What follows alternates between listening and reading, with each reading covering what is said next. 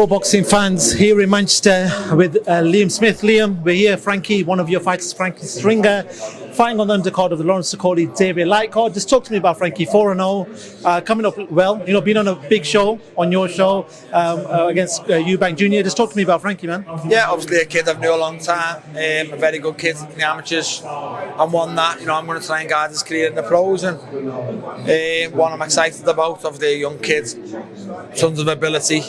I'm just excited now he's going into 6 rounds, just getting a little bit more of his man strength, and hopefully we can start seeing the best of him. By the end of this year, where do you want Frankie to be at? Just keep learning, keep doing a couple more 6 rounders, get a couple of stoppages under his belt. Now he's doing 6 rounders, and I don't want to rush him. He's 21. You know what I mean? I'm not going to say titles at the end of the year, because I fully don't want that. I want him to do a number of 6 rounders. Now he's done 4 rounders. I only wanted him to do 2, but you know, getting on these big shows, only time for 4 rounds, I couldn't really complain. So now he's doing 6 rounds. I want him to have a good few 6s and a good few 8s, maybe 8 towards the end of the year. I suppose not everyone's lucky enough in boxing to be on Sky Sports boxer shows. Obviously for Frankie, he's in a very privileged position. When do you sort of say that to him, that, you know what, because you're under the big headlights and, you know, the big spotlights, that he's got to put in performances? Yeah and no, without trying to put too much pressure on. Look, I've sat there and told him, you know, look, without being big heads, I said a couple of names, you know, Josh Taylor in the gym. I said, pinch yourself, because you're in a good position. You've got people around you who have got foot in the doors. He's had 4 fights on 4 arena shows, you know what I mean? It's his 5th fight. He's fought on Lawrence Sokoli world title fight now. He's fought on me and Eubank. He's fought on Paul Butler's world title fight. You know, people, not disrespecting people are fighting, turning pro and fighting on sports halls in front of a couple of 100 people for probably no money on ticket deals. He's in a very good position, so I try to just let that sink into him. You're in a good position. Everyone's doing a good job for you. You do your job. You know, you live properly. You put the work in the gym. You live properly outside the gym, and you've got a massive chance, because ability-wise you've got everything. So we'll all do our job for you, and he is doing his job, to be fair to him. You know, and I think we're going to see the best of him now with 6 rounders and the 8 rounders. The longer he's doing the fights now, the more he's getting man strength also. So I'm excited for the next few years for him. Cool. Do you want to talk about yourself? What's the latest with yourself? Obviously, a lot of talk about yourself and Chris Eubank Jr. Eddie's been on the Simon Jordan show and said, listen, we're trying to make Conor Benn, Eubank Jr. What's the latest with yourself? I'm not 100% sure. I just know he's activated his rematch clause, but I also do know he's starting to make the Conor Benn fight also. So over the next few days, I'll get a full confirmation of what I'm doing next. Not what Chris is doing next or Conor's doing next. I'm going to go ahead with what I'm doing next, and if it's Chris, it's Chris. If it's not Chris, see you later. But is that a better place for yourself if you don't fight Chris? A lot of people said, listen, you knocked him out, or you beat him in a convincing manner. Maybe not many people want to watch the rematch. Maybe you could go on and push for what you wanted to do was world titles. You know, there's certain names out there, like someone like Golovkin. Is that the names you want to pursue if you don't get Chris? Yeah, if it's not Chris next, what I have to do then, you know, I want Golovkin, Billy Joe, Brook, or a world title fight, and then they're the names that get me out of bed at 34 years of age, you know, and get the blood flowing. Surprising you said Billy Joe. I've been obviously with Ben Davison and talked to the team about his comeback. They were talking about March. It seems like that's not going to be the case. Have you heard anything about Billy making a return? Only what I spoke to, you know, on the social media. Billy Joe wants to fight me September by all accounts. That was what I was told, his comeback September. So whether he wants one before me, you know, we'll sit down and talk, and if it makes sense, if it's not like, you know, drastically a weight jump too far for me, then I'll fully take it, but we'll see what happens.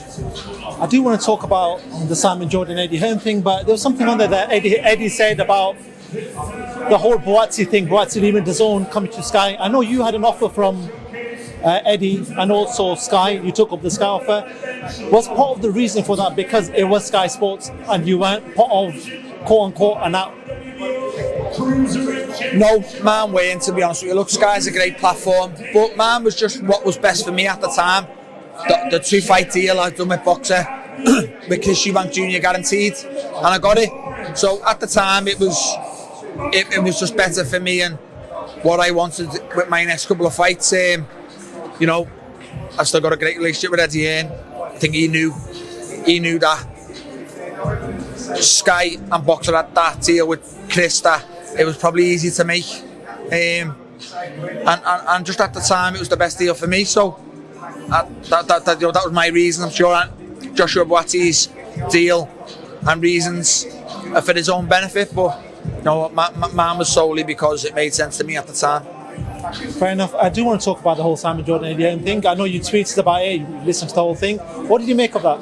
I thought it was great. I thought fair play to both of them for doing it. Again, I'll be brutally honest with you, I didn't even know Eddie was sitting there with them.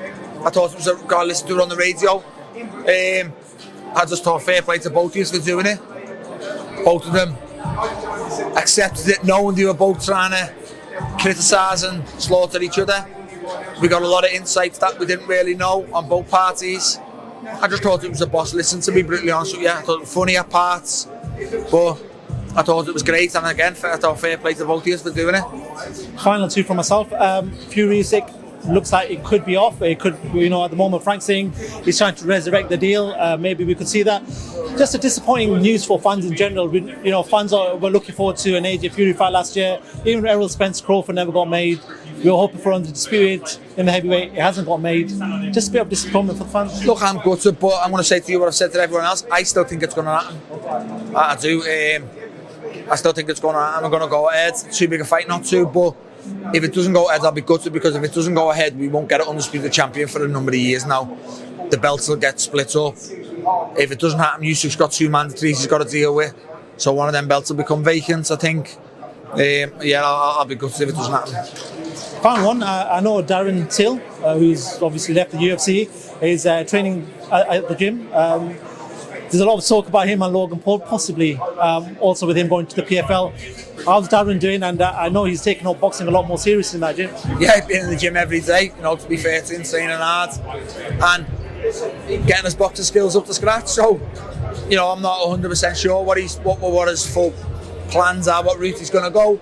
If I'm Darren, I'm fully going down the KSI, Logan Paul, Jake Paul route, because, to be honest with you, I think he combats all three, and they're the biggest money fight for him. He's coming off the back of being a big name in the UFC on very good money. So, I just don't see him starting a boxing career at 27, 28 years of age or whatever. I don't know how old he is, Darren. He's not old, but 28, 27 maybe is probably a little bit old to start a boxing journey.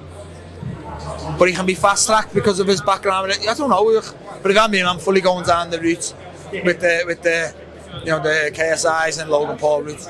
Cool, Liam, it's always a pleasure to talk to yourself. I did say 5 minutes. We've run over by a minute or two. Thank you so much for talking to Pro Boxing fans. Tom, thank you, mate.